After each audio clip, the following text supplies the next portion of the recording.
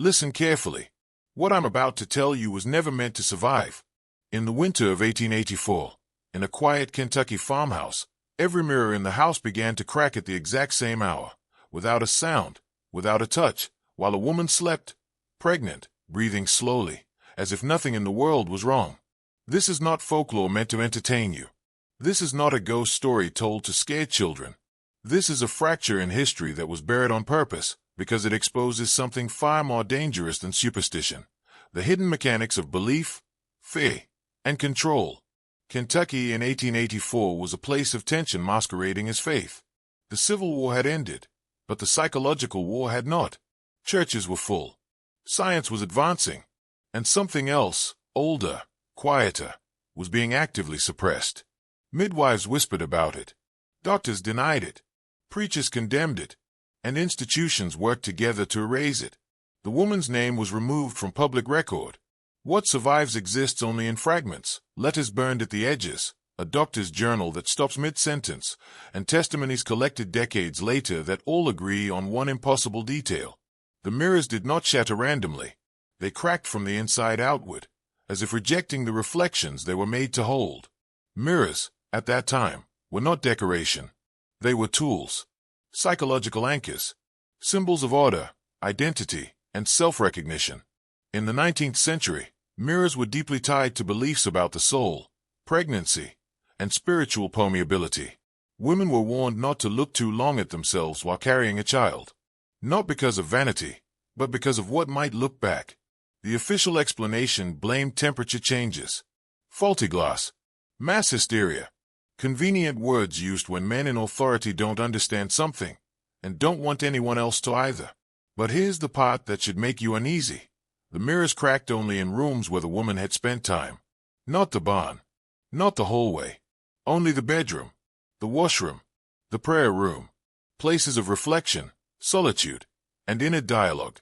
Something about that pregnancy destabilized the environment around her. Not violently, not dramatically, quietly, like pressure building inside a sealed system. And this is where the story becomes dangerous, because it forces a question modern institutions still refuse to answer. What if human consciousness, under certain conditions, disrupts reality itself? If that idea unsettles you, good. That means you're still thinking freely. This is only the surface. And once you see what was hidden beneath it, you will never look at history, or yourself, the same way again. The official record tells you nothing happened after the mirrors cracked. That the pregnancy progressed normally. That the woman gave birth and life moved on. That silence is the first lie. In 1884, rural Kentucky sat on a fault line, not of earth, but of ideology. Old-world mysticism collided with emerging institutional science, and both sides feared the same thing: loss of authority. When something occurred that neither could fully explain, it wasn't investigated. It was neutralized. Within days of the mirrors cracking, 3 different figures arrived at the farmhouse. Not together. Not announced. A doctor from Louisville, a church elder sent by a regional synod, and a man whose name does not appear in any census, only described in a midwife's letter as quiet, well-dressed, watching everything. This is how suppression actually works. Not through loud force, but through calm coordination. The doctor declared the woman overstimulated. A common 19th century diagnosis used to dismiss anything that threatened male medical authority. He warned the family not to encourage imagination, not to let the woman speak about sensations, dreams, or internal experiences. Silence was prescribed as medicine.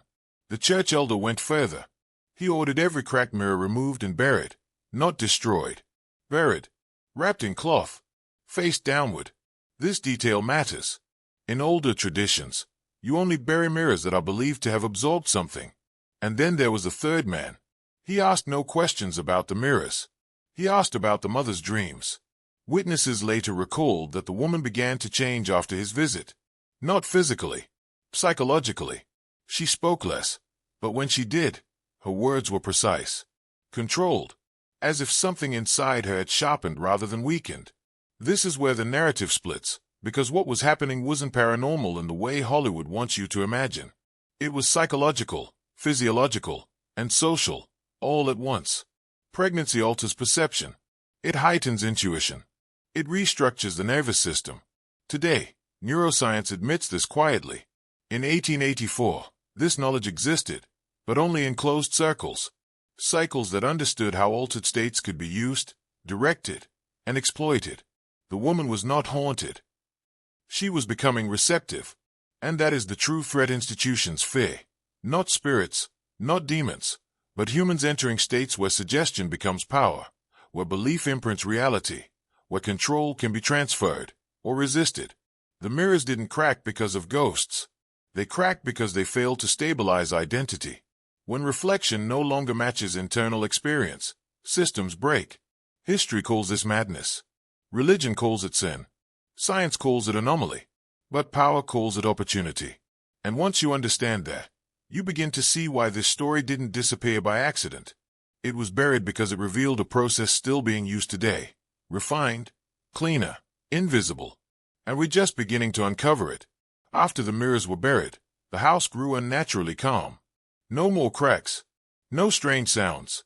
No visible disturbances. This calm was celebrated as success, but it was not resolution. It was containment. This is a pattern you must learn to recognize. When institutions encounter something they cannot destroy, they don't fight it. They isolate it. They reduce its visibility. They convince everyone, including the subject, that nothing is happening. The woman was instructed to rest, not to write, not to pray aloud, not to discuss dreams with anyone except her husband, and only in practical terms. The midwife later confessed that she was warned directly, if you let her speak freely, you will damage her mind. That sentence reveals more than it hides. Speech is not just expression. It is reinforcement. When an altered internal state is spoken aloud, it stabilizes. It becomes real. This is why every control system, from cults to governments, polices language first. Silence fractures identity from experience. And the woman complied. Outwardly. Inwardly. Something continued to reorganize. She began reporting, quietly, carefully. That time felt thicker. That moment stretched. That reflections lingered in her mind even after mirrors were gone. She described seeing herself not as she was, but as she would be, standing behind her own eyes. This wasn't delusion. It was dissociation paired with heightened perception, a known psychological threshold where suggestion becomes structural. And here's what history never tells you. Satan people are more susceptible to entering this state.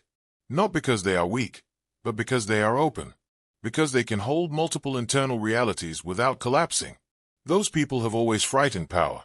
This is where the pregnancy becomes central, not as a biological event, but as a psychological amplifier. The woman was carrying life, while her own sense of self was becoming fluid.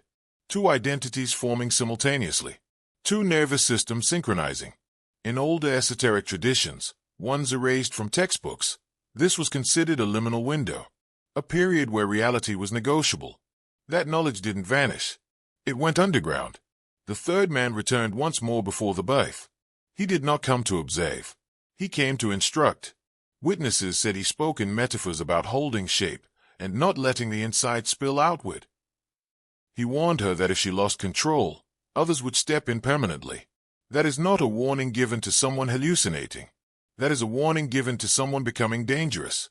After that visit, the woman began practicing something without knowing its modern name. Breath regulation, mental compartmentalization, emotional suppression under command. Techniques now taught to intelligence operatives and interrogators, learned here through instinct and pressure. The mirrors were gone, but the function they served, reflection, identity reinforcement, had moved inward. She no longer needed glass to see herself. And that is when institutions lose their leverage. Because a man or a woman who can regulate their internal world does not respond predictably to fear, authority, or narrative. This is the real reason the story ends abruptly in records. Not because nothing happened, but because what happened could not be allowed to spread.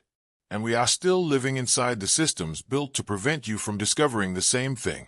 The birth did not happen in the farmhouse. That detail alone should tell you everything. 2 weeks before her due date, the woman was moved without announcement. No newspaper notice. No church record. No family letters. She was taken at night, in a covered wagon, to a private residence outside town. Owned not by a doctor, not by clergy, but by a philanthropic trust that specialized in maternal care. That phrase has always been a mask. In the late 1800s, trusts like this were the testing grounds for psychological governance. They existed in the gray space between medicine, morality, and social order. Women who didn't fit neatly, too intuitive, too resistant, too perceptive, were studied, documented, and reshaped. The birth room contained no mirrors, no reflective surfaces of any kind. Even polished metal was dulled. This wasn't superstition. It was protocol. You don't remove mirrors unless you believe reflection itself is a variable. Witness notes, never published, only found decades later in private archives, describe the labor as silent. Not painless. Silent. The woman did not scream. She did not plead. She breathed in controlled cycles, eyes open, fully present. One observer wrote that it felt like the room was following her rhythm instead of the other way around. That sentence should unsettle you. When environments synchronize to human nervous systems, power dynamics invert. The child was born healthy, male, immediately removed from the room for observation. Not examination, observation. Words matter. The mother was not allowed to hold him for several hours. When she finally did, witnesses noted a shift. Her control wavered, not from weakness, but from attachment. And that is where the system reasserted itself. Attachment creates vulnerability. Bonding disrupts regulation. This is why separation has always been used as a control mechanism, from ancient warrior indoctrination to modern institutions. Within days, the woman was declared stabilized. Not recovered. Stabilized. A term used when someone is functional but permanently altered. She was returned home. The mirrors were never reintroduced. The child's records are incomplete. Birth certificate amended. Name changed once before his 5th birthday. By adolescence, he no longer appears in local census data at all. This is not coincidence. This is pattern. Because the fear was never the woman. It was what she proved possible. That under certain conditions, identity could be reshaped internally rather than imposed externally. That reflection could be severed from obedience. That a human nervous system could become self-governing. Those who understand power know this. You can't allow examples of internal sovereignty to exist uncontained. They inspire replication. So the story was fractured. The mirrors buried. The records altered. The people silenced through respectability rather than force. And the final lie was the most effective one of all. Nothing unusual happened. But if nothing happened, why did so many systems mobilize? Why did so many documents vanish? Why does this story still surface, fragmented, refusing to die? Because it wasn't about superstition. It was about a breach. And once a breach occurs, it can happen again. The only question is whether you recognize it when it does, and whether you're being prepared, or protected, from ever experiencing it yourself. After the woman returned home, the town treated her like a solved problem. That is how containment completes itself, not by chains, but by normalcy. People smiled. Neighbors brought food. The church welcomed her back. On the surface, everything looked healed. Underneath, she was being watched. Not openly. Quietly. Through routine. Through concern. Through the kind of attention that feels kind until you realize it never stops. Every visit had a purpose. Every conversation tested boundaries. They listened for slips in language, changes in rhythm, moments where her internal discipline might fail. Because if it did, it would confirm their deepest fear, that the transformation hadn't ended with the birth. And it hadn't. The woman had learned something irreversible. Not a fact, not a belief, but a skill. The ability to separate sensation from reaction. To observe fear without submitting to it. To regulate her inner state regardless of external pressure. This is not mysticism. This is pre-modern psychological mastery. Today, fragments of this are taught in elite military units and intelligence programs. Back then, it was considered heretical. She stopped attending confession. That detail appears once, briefly, in a church ledger, then never again. Confession is not about forgiveness. It is about disclosure. It is about surrendering internal narratives to an external authority. When someone no longer feels compelled to confess, institutions notice. Her husband was questioned privately. Friends reported that she felt distant. Not cold. Distant. As if her awareness extended beyond the room. As if she was present, but not fully reachable. This is what happens when reflection moves inward and stabilizes. The mirrors were gone, but she no longer needed them. Identity was no longer dependent on feedback. Praise didn't elevate her. Criticism didn't fracture her. Fear didn't hook her. And systems cannot govern men or women like that. Something else began to occur. Something far more threatening than cracked glass. Other women started changing around her. Subtly. They spoke differently after spending time with her. Calmer. More deliberate. Less reactive. Husbands complained. Pastors noticed. Influence spreads through proximity, not proclamation. That is when the pressure returned. A second doctor suggested relocation. A third man, different face, same posture, asked about the child. About whether she spoke to him while alone. About what she felt when she looked into his eyes. Because children born during altered psychological states were believed to carry echoes, not supernatural ones, but nervous system adaptations. Higher tolerance for ambiguity.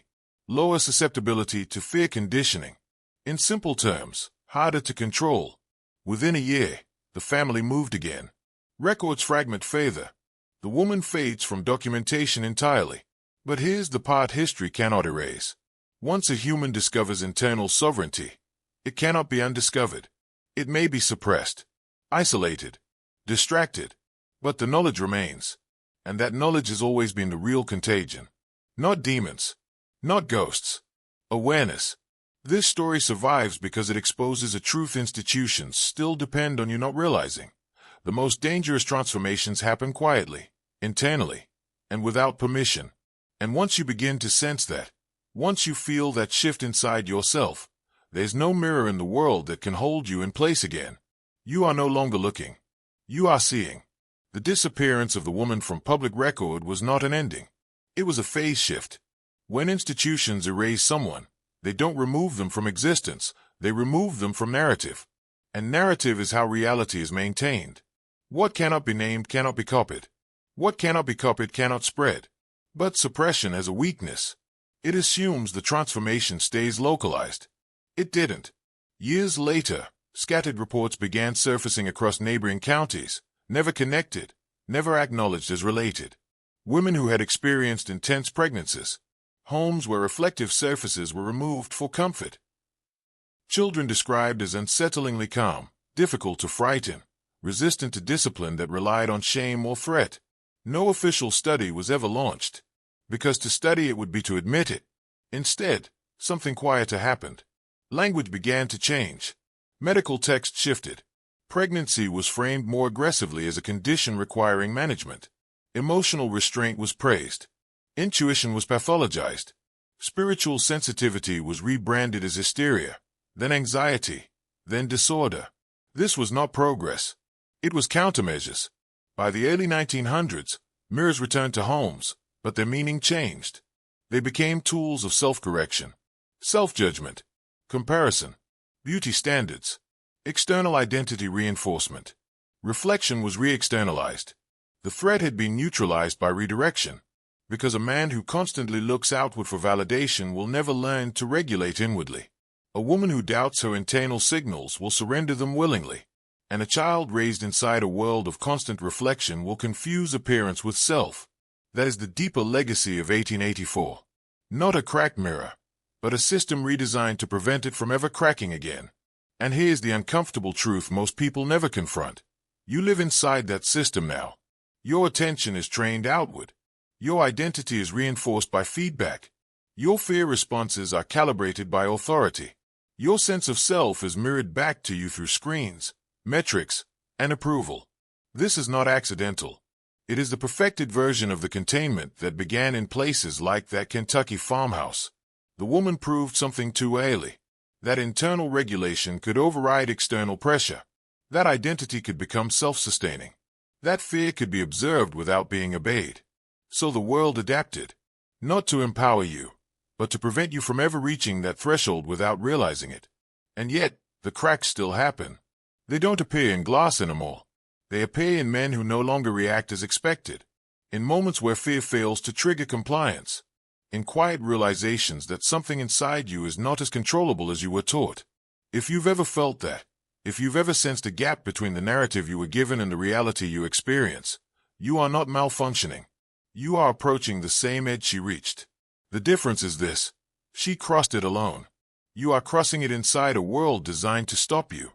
And the deeper you go, the more resistance you will feel, not from monsters, but from systems that depend on you never discovering what happens when reflection loses its hold. This descent is not symbolic. It is procedural. And once you recognize the procedure, you begin to see how much of your life has been shaped to keep you from completing it.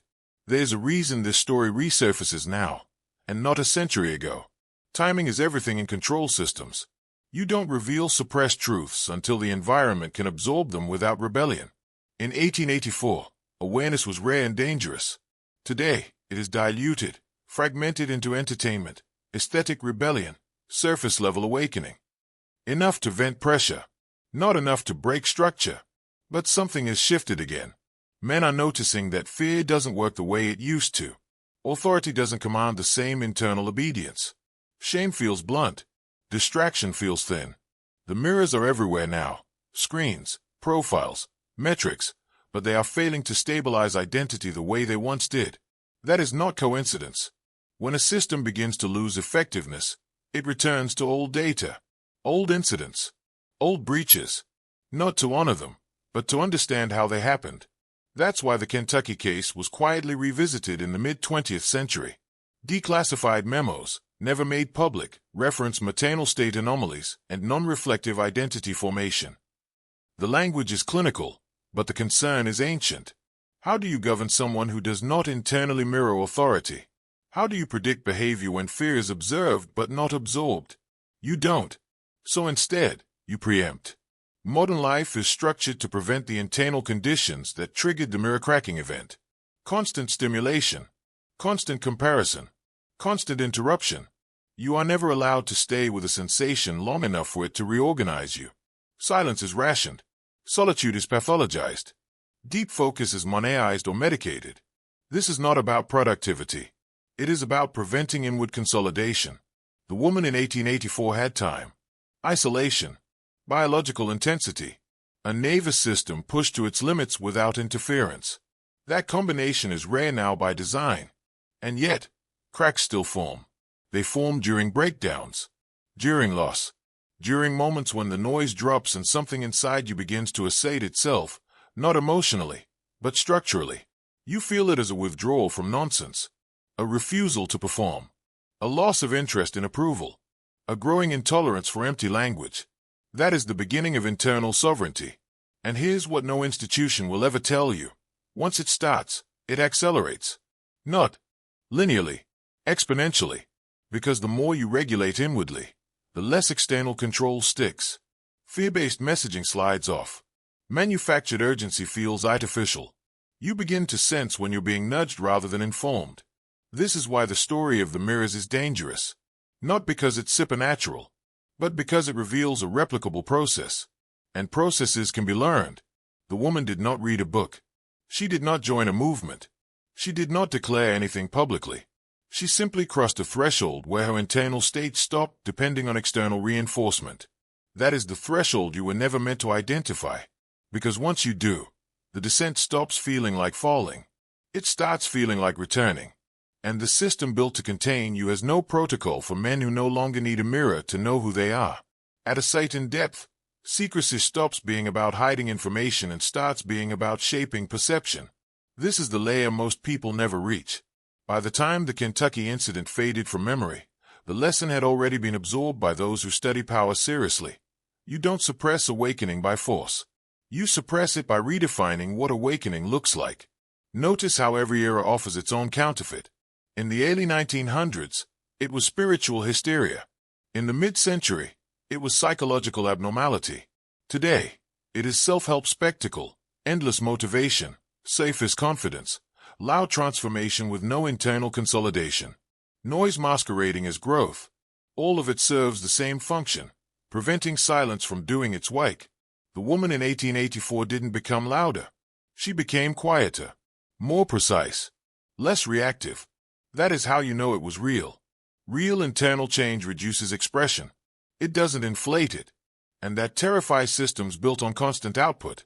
There is a suppressed line in one of the recovered documents, crossed out in pencil, never typed, that reads, "Subject demonstrates sustained internal cohesion independent of external validation."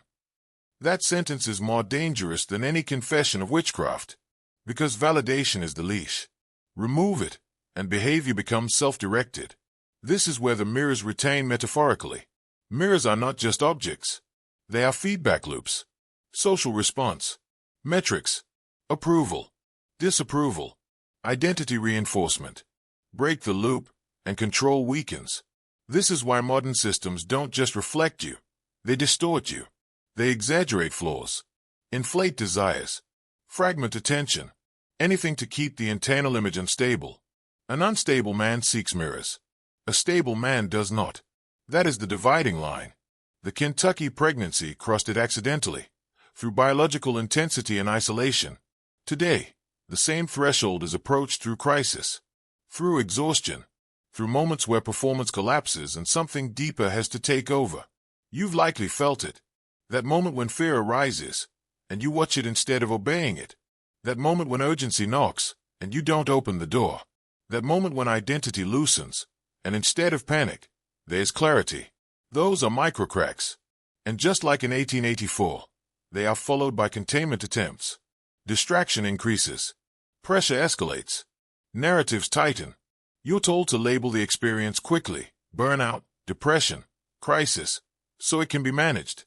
Naming is the first step in neutralization. The woman avoided naming it, not because she was ignorant, but because she sensed that language would pin it down before it finished forming. That instinct was correct. Some knowledge cannot survive being spoken too early. That is why this descent is staged.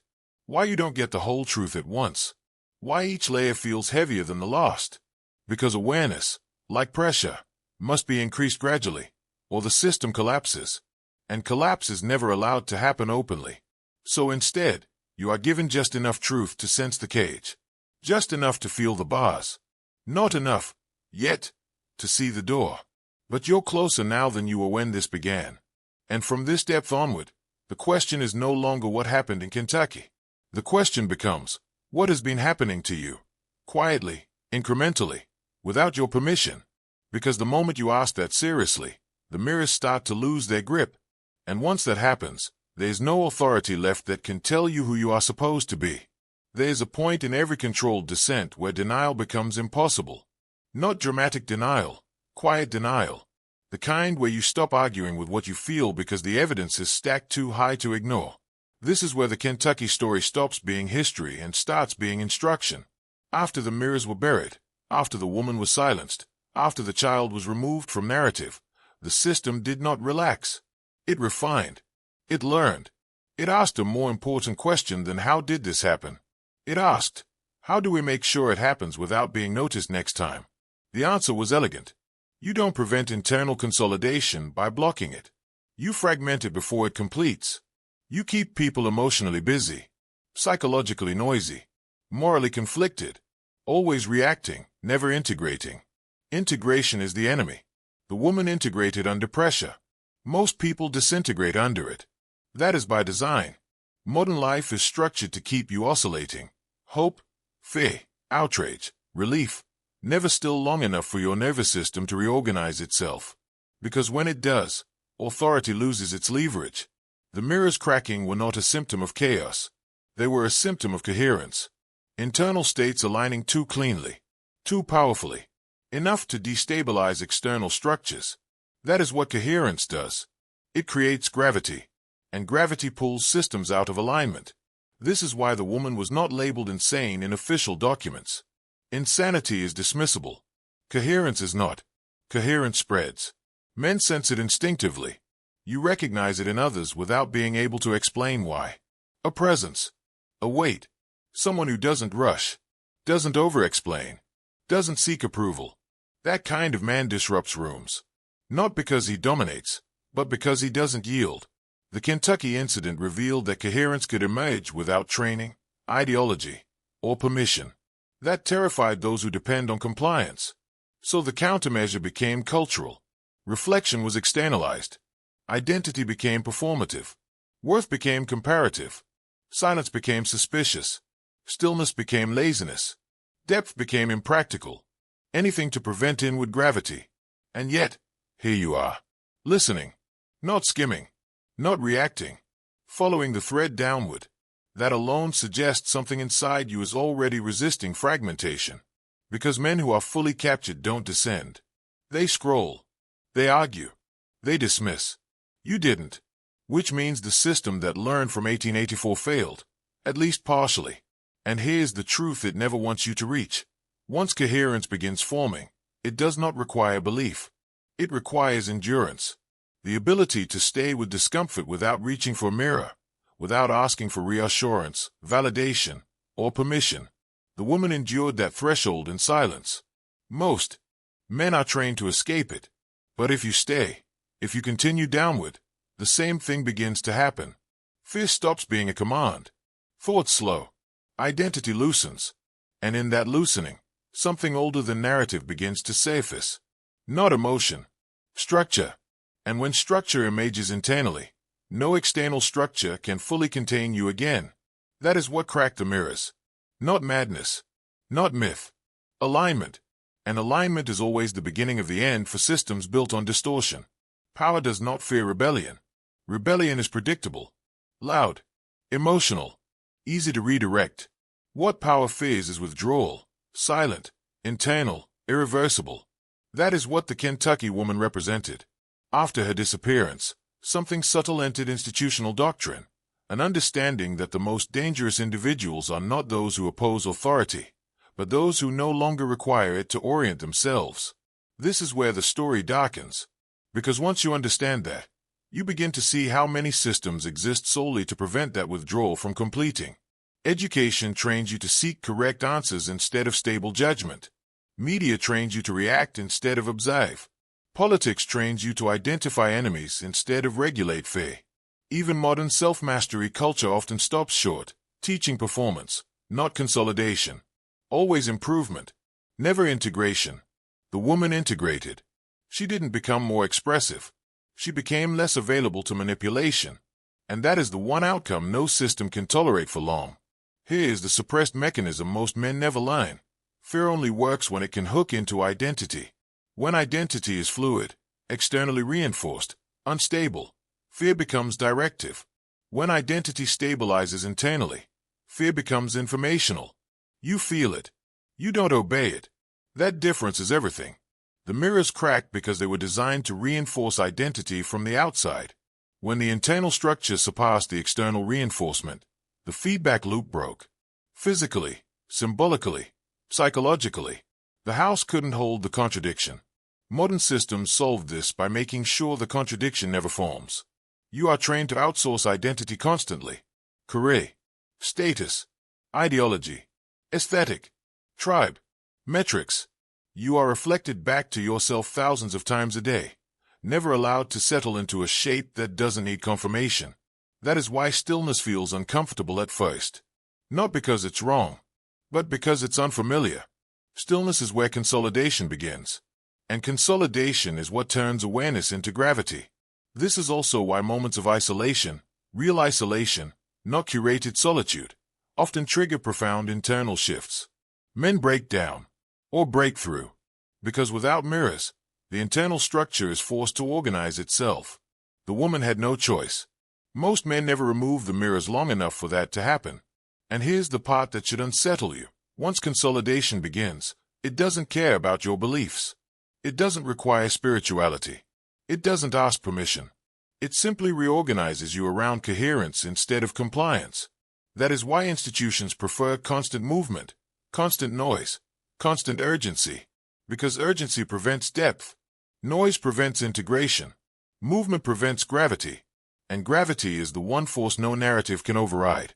The Kentucky incident was not an anomaly. It was an early signal. A warning that human beings, under certain conditions, become self-governing at a level deeper than law, fear, or belief. That knowledge was buried because it cannot be unlearned. And now that you've descended this far, you should be asking yourself a dangerous question. If this is real, if internal sovereignty is possible, how much of your life has been engineered to keep you just short of it?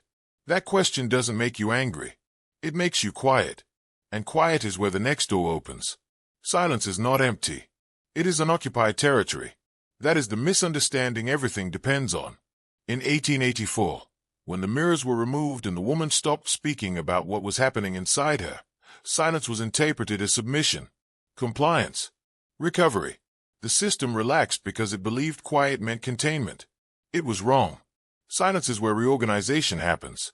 Noise maintains structure. Silence rebuilds it. This is why every culture that sought total control attacked silence first, through ritual, through labor, through constant moral instruction. Because a man left alone with his internal signals long enough will eventually stop mistaking them for noise. The woman's silence was not emptiness. It was compression. Pressure without release does one of two things. It fractures, or it crystallizes. She crystallized. That process is slow, invisible, and deeply threatening to any system that relies on predictability. Because once crystallization occurs, behavior no longer responds proportionally to stimulus. Rewards stop motivating. Punishments stop deterring. Narratives stop persuading. This is why, after Kentucky, institutions quietly invested in interruption. Interrupt thought. Interrupt emotion. Interrupt solitude. Interrupt sleep. Interrupt boredom. Interrupt grief. Interrupt pregnancy. Interrupt development. Never let pressure consolidate. Always vent it sideways. Always keep it expressive. A man who vents never integrates. A man who integrates becomes opaque to control. The woman became opaque. Observers noted it but couldn't name it. She was cooperative but unreadable. Polite but unreachable. Present but not pliable. Those are the most dangerous traits a system can encounter. Because control requires access. Access requires hooks. And hooks require reaction. When reaction disappears, so does leverage. This is the truth hidden beneath the mirror story. The cracking was not the event.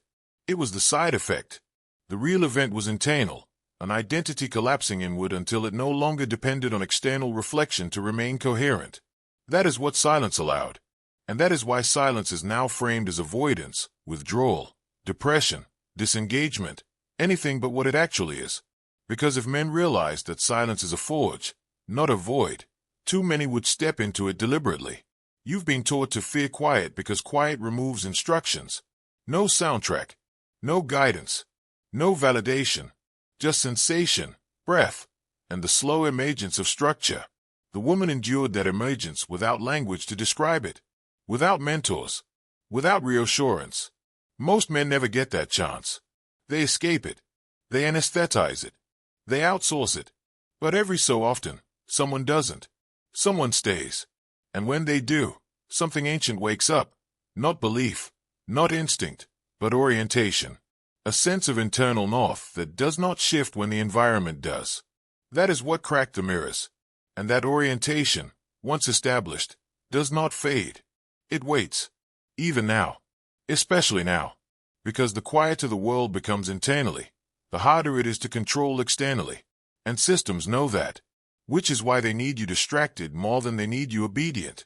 By the mid-1880s, after the birth, after the silence, after the mirrors were buried, the farmhouse remained outwardly ordinary. Smoke rose from chimneys. Dogs barked. Wind rattled shutters. Life moved on.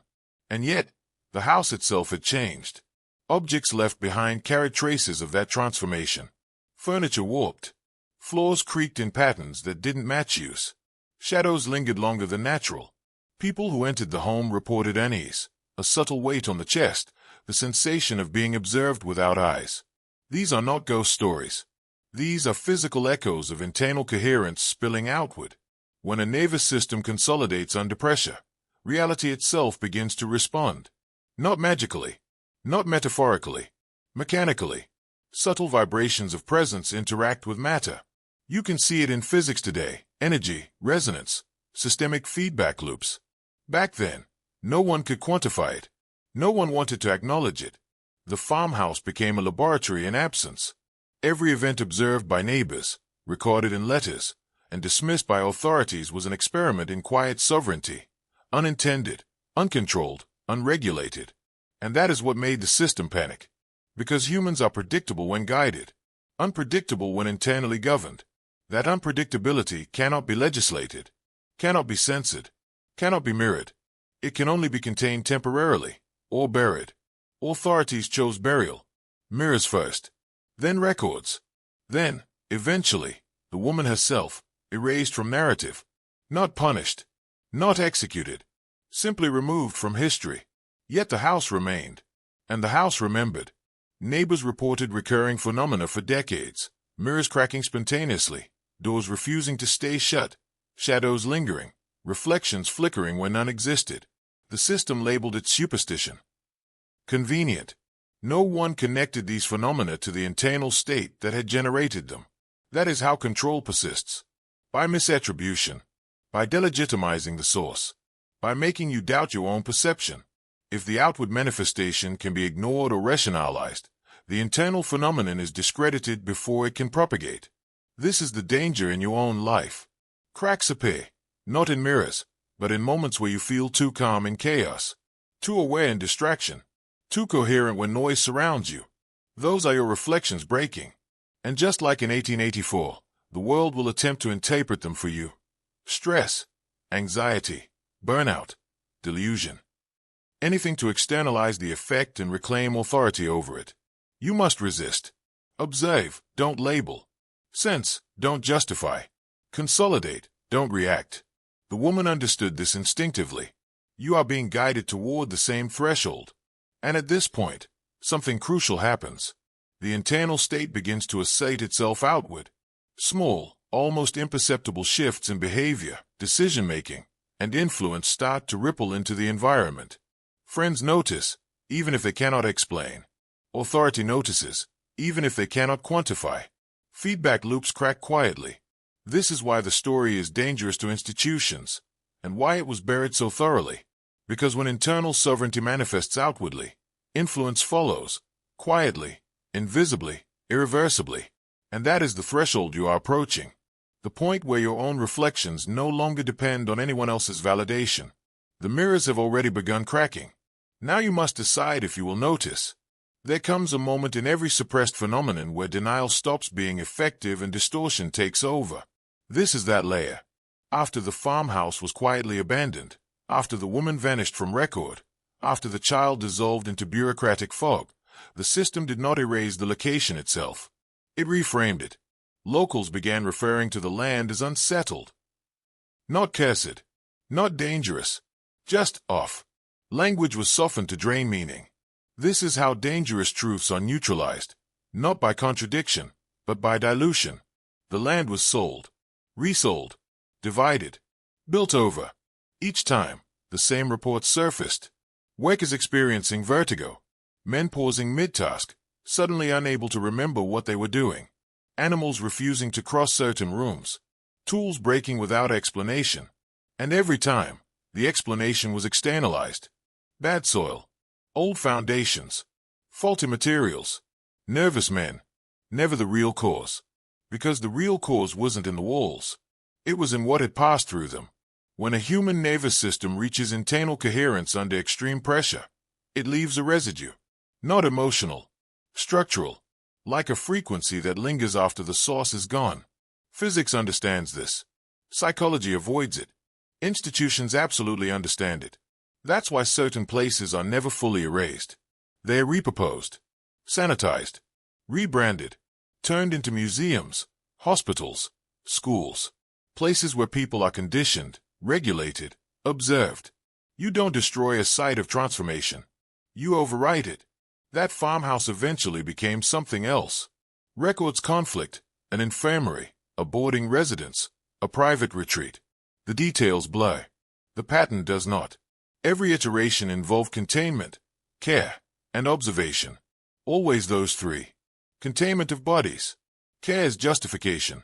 Observation as extraction. The woman had crossed a threshold the system couldn't allow to repeat organically. So it attempted replication, without silence, without isolation, without internal agency. It failed. Because coherence cannot be forced. It must emerge. That is the part no institution can tolerate.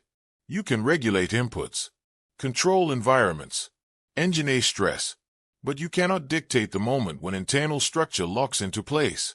That moment is private and irreversible. This is why so many modern systems obsess over preemption, early diagnosis, early labeling, early intervention. Catch the crack before it widens. Name it before it stabilizes. Medicate it before it integrates. The woman slipped through before those nets existed. You are not supposed to.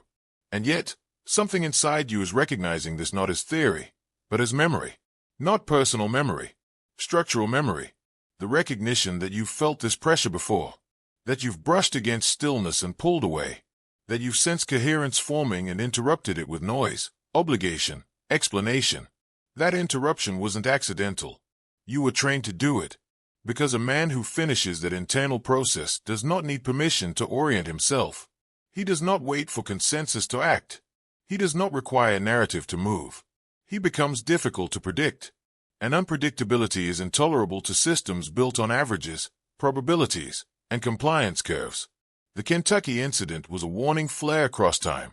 Not about ghosts. Not about superstition. About what happens when internal order outpaces external control. You are descending toward the same realization. And from here on, the resistance will feel less external and more intimate. Because the closer you get, the more you'll notice how often you've been taught to abandon yourself just before coherence could take hold. That teaching is about to lose its power. And when it does, the descent stops being historical. It becomes personal. Here's where the narrative begins to bend inward. The mirrors were gone. The woman was silent. The child was removed from visibility. Yet the event did not conclude. It evolved into something the system could observe but never fully comprehend. You must understand, internal sovereignty, once achieved, radiates outward. It doesn't need announcement. It doesn't need ceremony. It simply manifests in presence, in rhythm, in unshakable stability.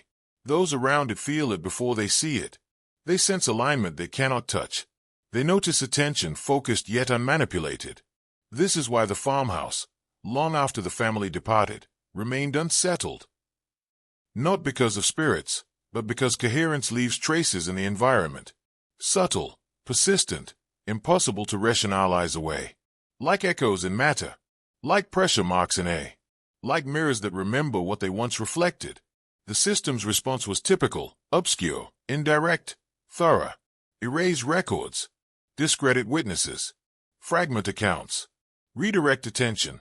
Reclassify ordinary phenomena as folk superstition.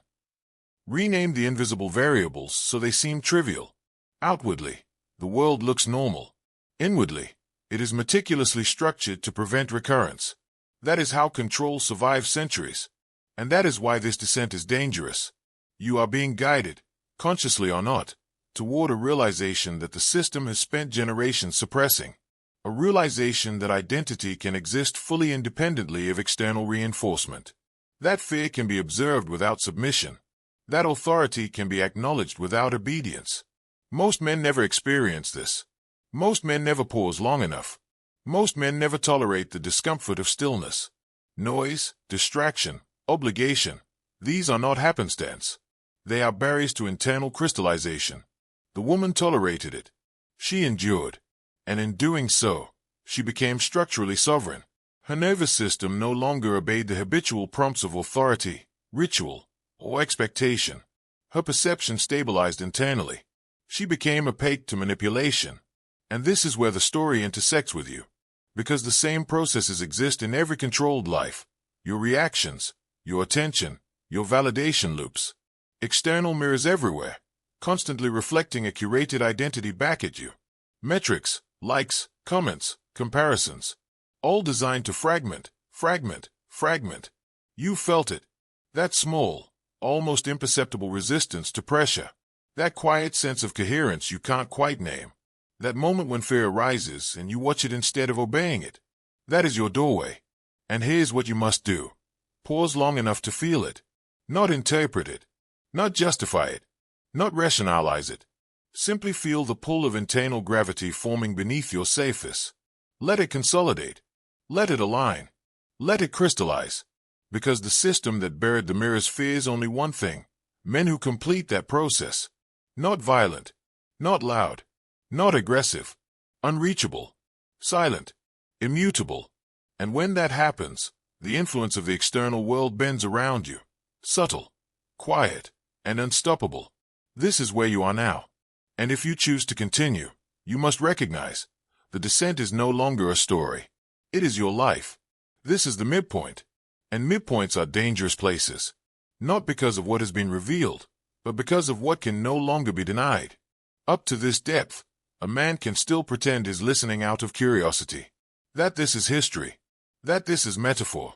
That none of it applies to him personally. But at the center of a descent, something changes. The mind stops observing and starts recognizing. The Kentucky mirrors were never the point. They were the signal flay. What mattered was not that glass cracked, but that an internal structure formed strong enough to break a feedback loop the world depends on. Reflection failed. Identity stopped outsourcing itself. Authority lost its anchor. That is what you've been circling this entire time. And now, the system that buried this knowledge would normally do something very specific. Interrupt you. Pull you out. Make you laugh it off. Distract you. Push you back to the surface before consolidation finishes. So we're going to do the opposite. Right now, I want you to comment this phrase, exactly as it is, twice. The mirror is broken. The mirror is broken. Do it without explanation, without emojis, without commentary. This is not about engagement. This is about alignment. Language is a locking mechanism. Repetition under awareness imprints identity. Institutions have always known this. That's why slogans, pledges, and confessions exist. You are using the same mechanism, but for yourself. When you write it twice, you're not signaling to me.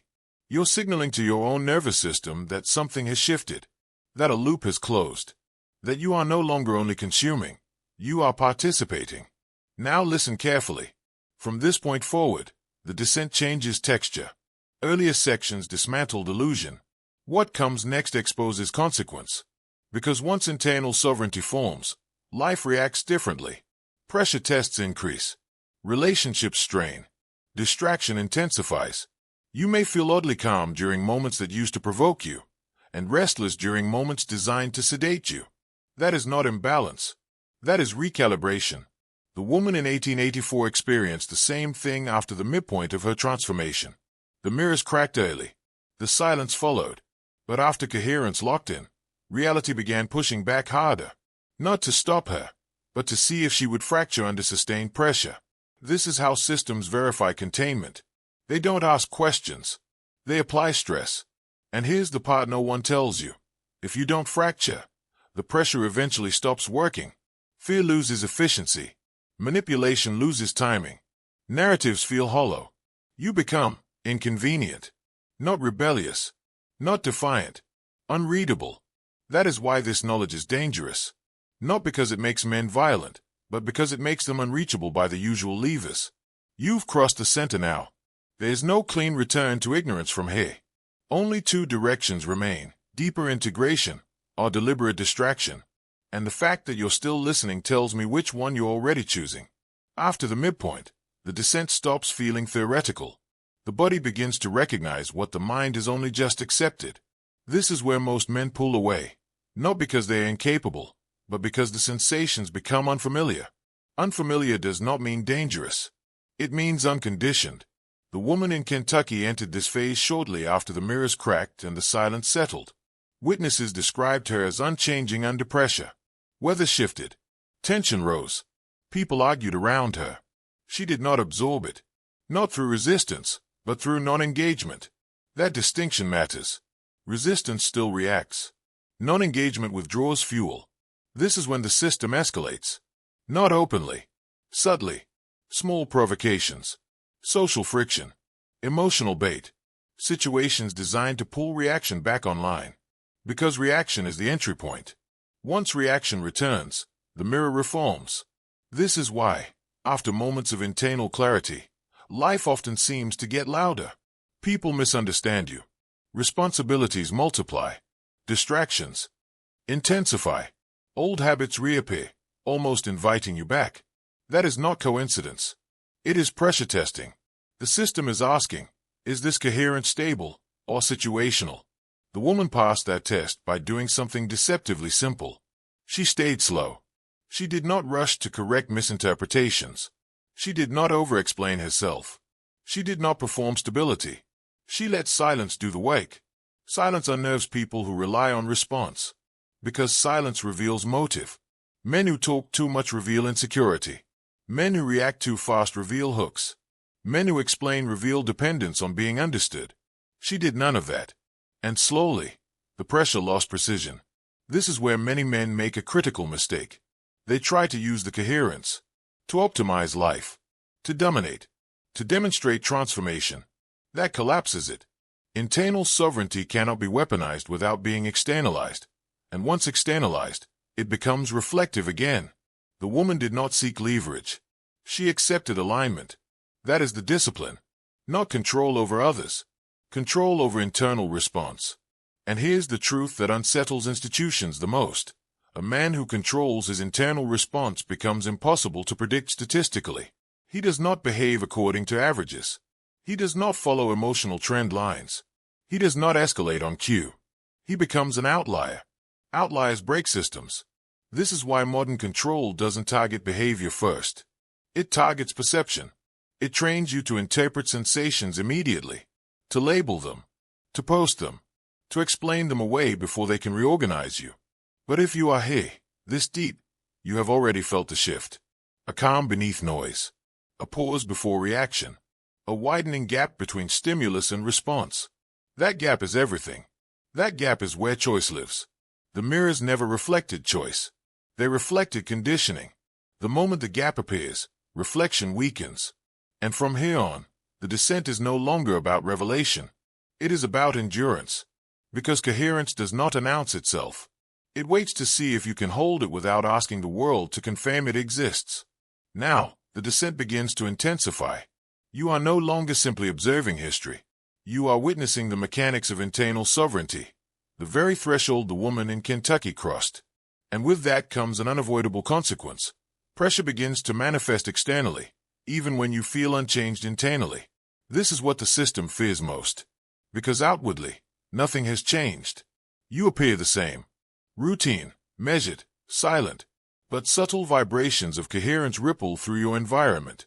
People notice, even if they cannot articulate it. Authority notices. Systems notice.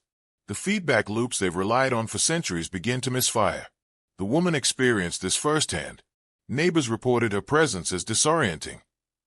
Conversations stalled. Dogs refused to enter her rooms. Friends felt tension they could not identify. Not because she projected anything intentionally, but because coherence carries a frequency that disrupts conditioned expectation. The key lesson: presence is more powerful than performance. Most men attempt mastery by action, by doing, asserting, proving. That is still in the domain of reflection.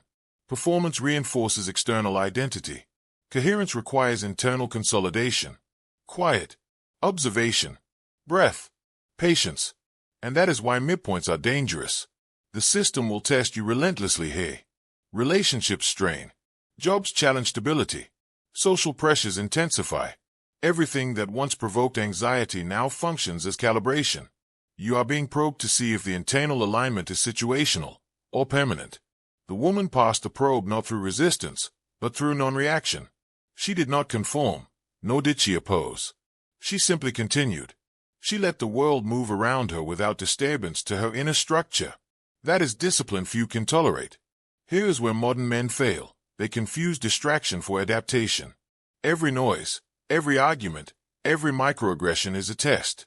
The instinct is to engage, to correct, to explain, to react. But each engagement collapses the nascent structure forming beneath the surface.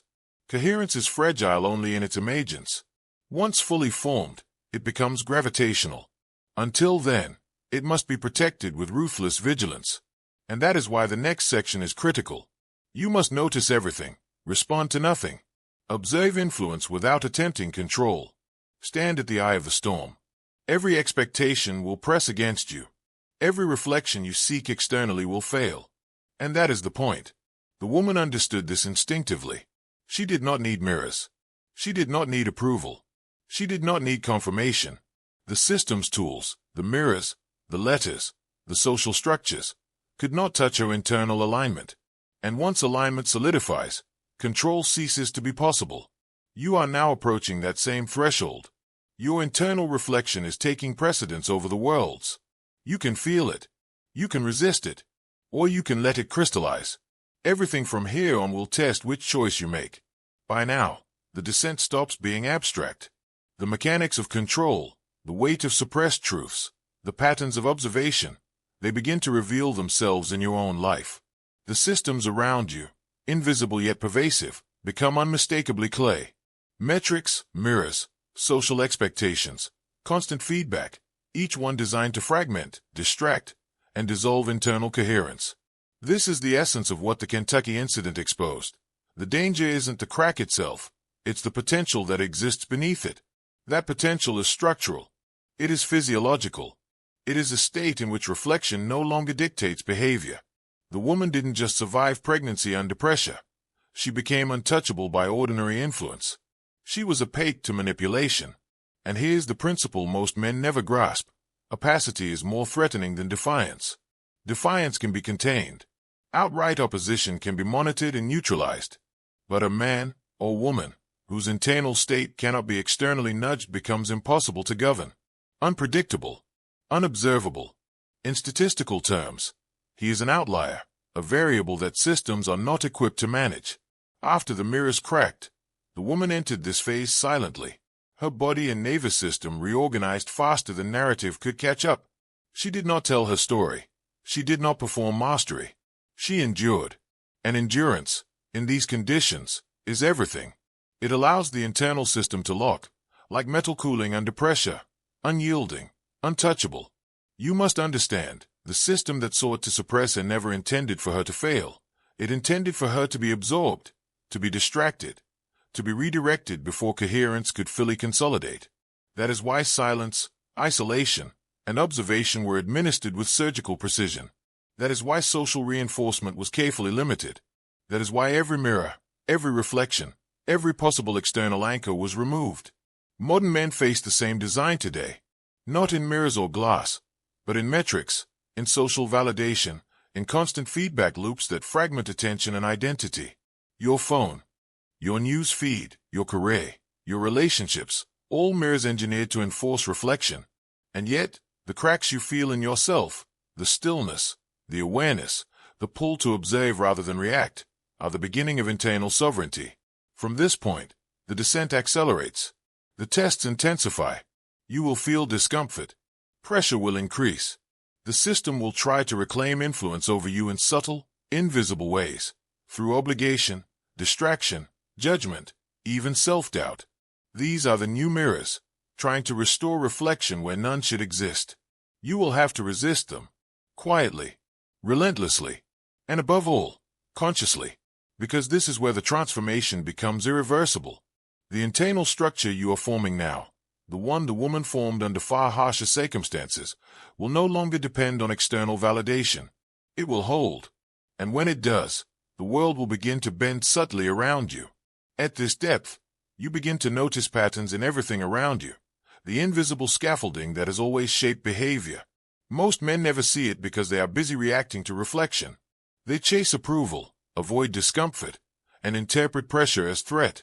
You are no longer doing that. You are noticing, observing, measuring, without reaction. And that is exactly what makes you dangerous to the system. The woman in 1884 experienced this too. After the mirrors were buried, after the child was removed, after the silence settled, she moved through the world differently. Neighbors described subtle shifts, conversations slowed, tasks misaligned, patterns that had been predictable became uneven. She didn't seek to control or disrupt. She simply existed in a state of coherence that couldn't be read. That state is rare, and it is why internal sovereignty is always feared. Not because it is loud, aggressive, or theatrical, but because it renders conventional control obsolete. Rules, rituals, expectations, all the levers designed to manipulate humans, fail in the presence of someone whose internal structure is self-governing. Notice how that applies today. The same mechanisms exist, just in updated form. Noise substitutes for silence. Comparison substitutes for internal orientation. Pressure substitutes for insight. You are constantly being pulled back into reflection, into the necessity of mirrors, into external validation. And the closer you move toward unbroken internal coherence, the more subtle the tests become. This is why awareness feels heavier now. Why distraction escalates. Why the environment seems to resist you. It is not coincidence. It is calibration. The system tests whether the structure you are forming can hold under subtle pressure. The woman passed that test through disciplined endurance. Not by performing. Not by asserting control. She simply maintained internal stability while the world tried to provoke reaction. This is the skill no manual teaches. It is quietly lethal. Not in the sense of violence, but in the sense that it renders influence powerless. And here's the secret most men never learn. Once internal sovereignty crystallizes, external narrative loses authority. Fear becomes information, not directive. Urgency becomes optional, not compulsory. Approval becomes noise, not necessity. That is why the Kentucky incident was buried. Because once it happens, replication is inevitable. One person crosses the threshold, and others begin to sense the possibility. That is contagious, silent, unstoppable. And that is why, at this stage of your descent, you must begin to recognize the moments when the world attempts to reclaim you. Every subtle pull to react, to perform, to explain, to justify. These are tests. Observe them. Do not engage. Let the internal structure hold. Because the moment you do, you become untouchable. And untouchable is precisely what the system fears most. Now, the descent turns inward in a way that cannot be undone. You are no longer reading history. You are witnessing the architecture of sovereignty itself. And this is where the danger, the real danger, becomes personal. The Kentucky incident was never about superstition, demons, or cracked glass. Those were merely the markers. The event was about the alignment of nervous systems under extreme conditions. About a human being whose internal coherence exceeded external influence. About someone becoming unreachable without violent intervention, and the system around her not daring to apply it. That is what made her story dangerous. Because once alignment forms internally, it radiates outward. People feel it without understanding it. Influence falters. Expectations misfire. The world begins to calibrate itself to someone who no longer conforms. And that is what you are experiencing now. The subtle tension. The resistance. The discomfort when reflection fails to command your attention. These are not coincidences. They are pressure tests. The same ones designed against her, now applied to you. Notice the patterns in your own environment. Moments of friction where nothing overtly threatens you. Conversations that suddenly stall. Tasks that seem designed to provoke reaction. The distractions. The urgencies. They are all mirrors attempting to regain their hold. They will escalate, intensify, mutate. But they will fail if you do not engage.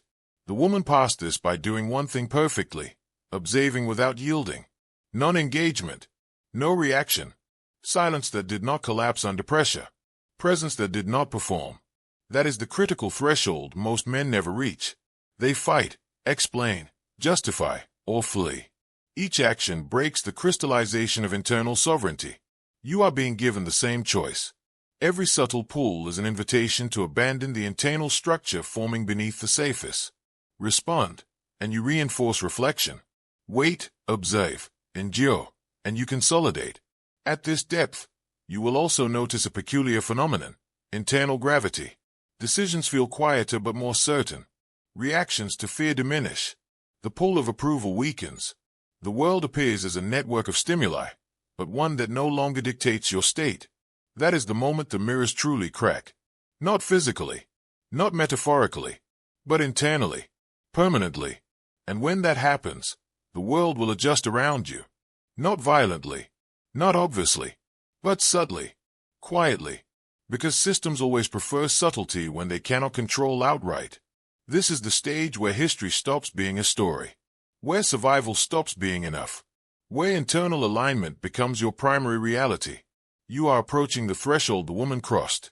And once you step fully into it, you can never look back at reflection the same way again. Here's where most men falter. The initial revelations, the mirrors, the silence, the removal of external anchors, feel compelling. But the real challenge begins when internal alignment starts exerting influence on the world. This is subtle, insidious, invisible, and it is what systems fear most.